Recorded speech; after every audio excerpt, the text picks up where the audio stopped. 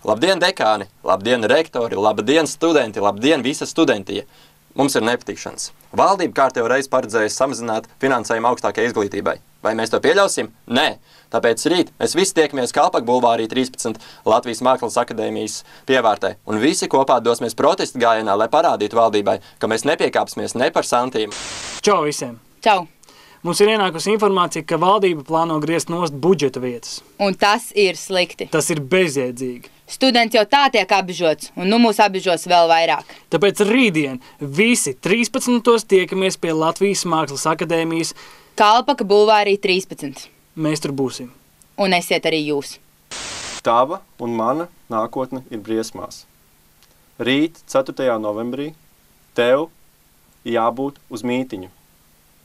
1 dienā pie Latvijas Mākslas akadēmijas. Mēs cīnīsimies pret finansējumu samazināšanu augstākajai izglītībai. Tev tur ir jābūt, jo mēs, studenti, tur būsim.